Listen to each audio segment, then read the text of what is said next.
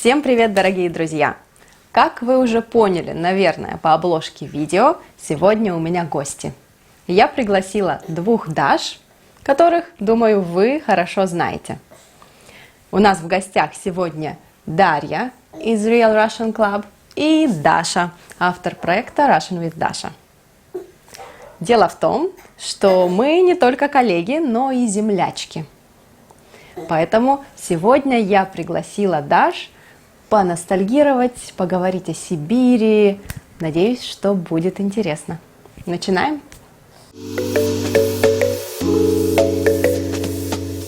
Всем привет! Меня зовут Дарья, я из Омска. Омск – это замечательный город в Сибири. Я обожаю свой родной город.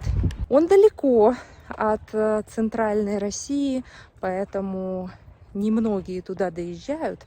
Но я очень советую, если вы едете в Сибирь, обязательно заезжайте в Омск. Он такой солнечный, такой душевный. А еще Омск – это столица театров. У нас замечательные театры, драматический театр, театр юного зрителя. Я очень горжусь тем, что в Омске такая насыщенная театральная жизнь. Привет, меня зовут Даша. Я автор канала Russian with Dasha. Я родилась в Сибири, в городе Новосибирске. Это третий по численности населения город России. Я знаю, что в Новосибирске самая длинная прямая улица в мире и самый длинный метромост. А еще там много театров и красивый большой зоопарк. Я, как и Даша, из Новосибирска. Точнее, я родилась в Новосибирске и потом еще раз приехала в Новосибирск в 17 лет учиться в университете. А все детство до 17 лет я жила в маленьком городке в Красноярском крае. Он называется Шарыпово, и о нем даже мало кто из россиян слышал. Но Новосибирск для меня родной город не только по бумажке, как говорится. Дело в том, что мы с родителями часто ездили в Новосибирск в детстве, каждый год. И для меня это был такой первый образ большого города. Помню, как мы с сестрой удивлялись этим большим рекламным плакатам, большому количеству людей, транспорта. И казалось, что в большом городе жизнь кипит, что там все возможно. Да, думаю, что именно с Новосибирска началась моя любовь к большим городам и к городам вообще. Интересный факт о Новосибирске. Там есть такая часовня в центре, и вроде бы как это центр России. Если вы посмотрите на карту, то не очень понятно, как это может быть центр России географический. Вот и, по-моему, если не ошибаюсь, то это на самом деле центр Российской империи. В какое-то время был географически там. Вот, и на этом месте сейчас часовня. Вот такой забавный факт. И еще в Новосибирске есть шоколадная фабрика, там делают очень вкусные конфеты. Так что, если вы будете в Новосибирске, рекомендую купить конфеты как сувенир. Только в Сибири в мае может быть очень тепло, а на следующий день может выпасть снег. Так было, когда мне было 15 лет. Очень хороший, теплый май, мы гуляли в футболках, а на следующий день температура упала на 20 градусов и резко пошел снег. В Новосибирске резко континентальный климат, там летом очень жарко, а зимой немного холодно или очень холодно, смотря откуда вы. Феликс, ты думаешь, надо так двигать штатив? Спасибо. Такие спецэффекты у нас тут. В Новосибирске почему-то очень много киосков мороженого. Я ни в одном городе России столько не видела, честное слово. Буквально на каждом шагу. И, конечно, мы, люди, привыкли просто покупать мороженое по пути и есть на ходу. И мы это делаем круглый год, в том числе зимой. И я помню, как удивлялись итальянцы, преподаватели в нашем университете. Они говорили, что только в Сибири люди едят мороженое зимой на улице. И я впервые от них услышала это удивление. Для меня это было просто нормально. Моя реакция была: а что такого? И уже потом, когда я переехала в Москву, я действительно подумала, что здесь люди не едят мороженое зимой. И больше я действительно такого нигде не видела. Вы едите мороженое зимой на улице? Напишите в комментариях. Почему уехала из Омска? У меня всегда была мечта учиться в другом городе, потому что мои родители учились в другом городе, и они всегда рассказывали, как круто студенческая жизнь, далеко от дома, приезжать в гости к родителям. В общем, с детства я знала, что поеду учиться в другой город. Поэтому в 16 лет, может, 17 даже потом мне исполнилось, да, в 17 лет я закончила школу и поехала в Санкт-Петербург. Но в Омск я всегда приезжаю с большой радостью. Очень-очень люблю наш город, особенно зимой, потому что он очень солнечный. Я очень люблю солнце, а в Москве солнца зимой нет. Поэтому я езжу в Омск на зимовку. Я уехала из Сибири, когда мне было 26 лет. До этого 20 лет я жила с родителями. Некоторое время жила в других странах. В США, в Таиланде и также в других городах России. Но Новосибирск мне, если честно, никогда не нравился. Мне всегда казалось, что это серый и пыльный город. Мне хотелось в Петербург. Я в Петербурге впервые побывала в 15 лет, влюбилась в этот город и подумала, что когда-нибудь я сюда перееду. И в 26 лет я наконец решилась, и с тех пор, вот уже 7 лет, живу в Петербурге. А я уехала из Сибири в 21 год. Я закончила Новосибирский университет, и у меня был выбор: либо остаться в Новосибирске, найти работу, начать взрослую жизнь, либо продолжить учиться, и для этого поехать куда-то еще. Для сибиряков выбор обычно либо Москва, либо Санкт-Петербург, ну, либо за границей еще. Как вы поняли, обе Даши выбрали Санкт-Петербург, а я всегда больше любила Москву. Поэтому я поехала в Москву, поступила в магистратуру МГУ, Московского государственного университета, и осталась там жить. Потом прожила в Москве еще 7 лет. Когда я была в США, и мои знакомые узнавали, что я из Сибири, я сибирячка, они сразу шутили о медведях на улицах города.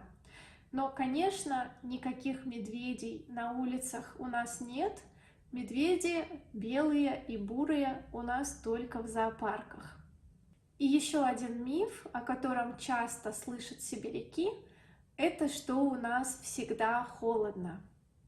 Когда я была в Таиланде и спросила своих студентов, как вы думаете, какая температура в Новосибирске зимой?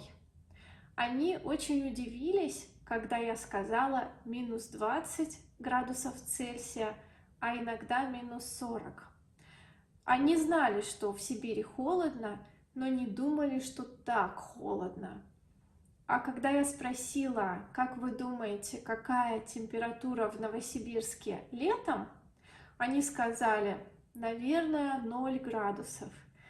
Нет, это не так. В Новосибирске летом очень жарко.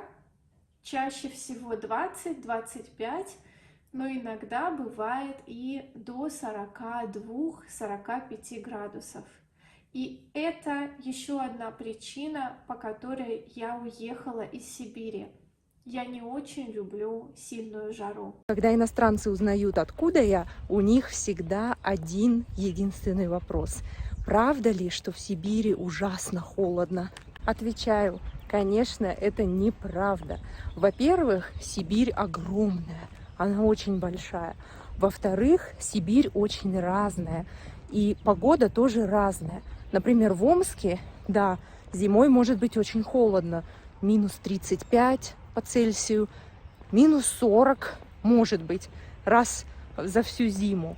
Но летом может быть такая же жара, плюс 35 и плюс 40. Это ужасно. Но, да, нельзя сказать, что в Сибири очень холодно и только снег, снег и снег. Снег, например, в Омске только с ноября до, наверное, начала марта. Однозначно, то, что в Сибири якобы всегда холодно, это самый популярный миф, 100%. Но я повторяться не буду. Расскажу еще об одном популярном заблуждении. Все иностранцы, когда узнают, что я из России, а тем более из Сибири, думают, что мне никогда не холодно.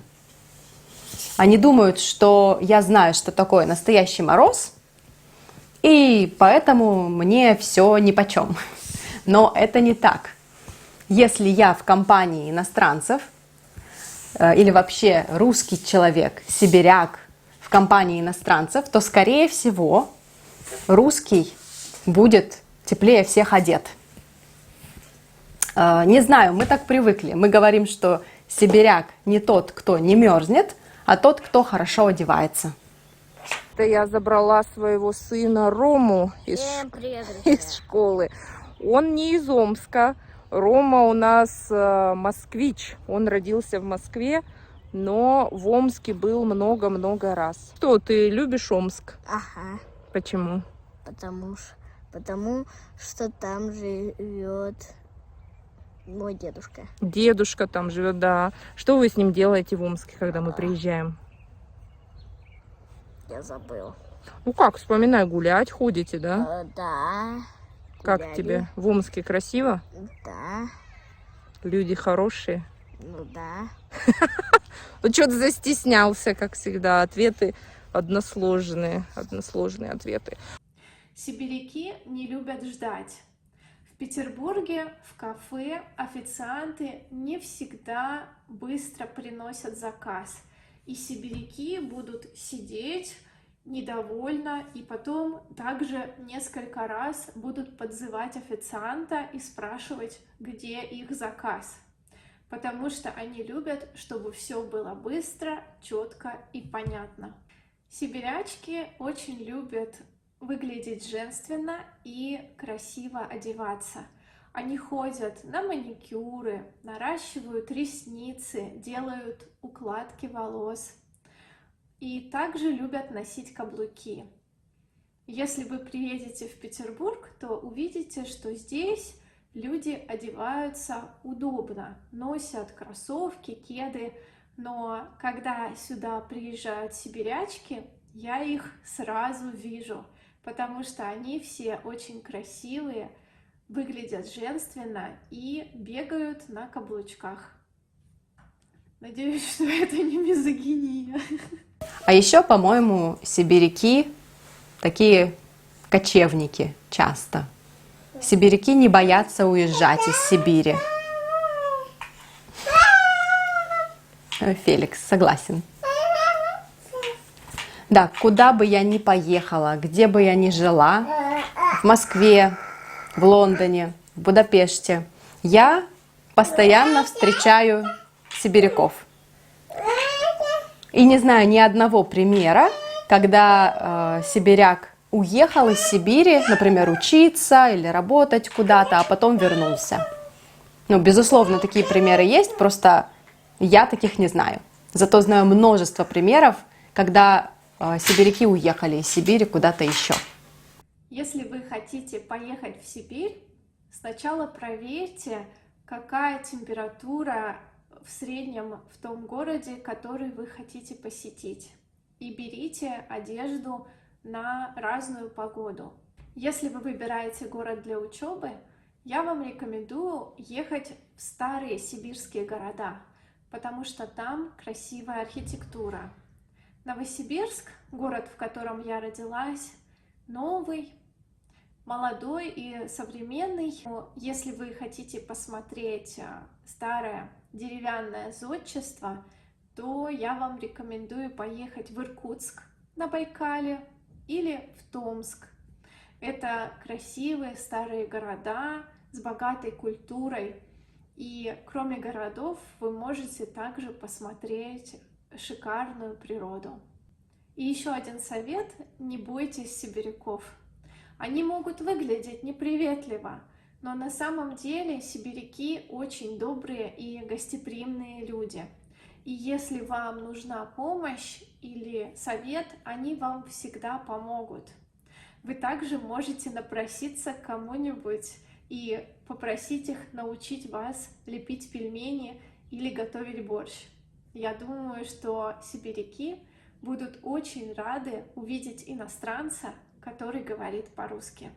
Я присоединяюсь к рекомендациям Даши.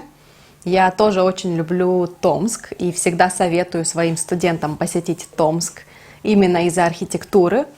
Мне кажется, он вас не разочарует, потому что вы увидите то, что вы как раз представляете, когда думаете о России, о традиционной архитектуре России. Эти деревянные дома – это часть архитектуры Томска.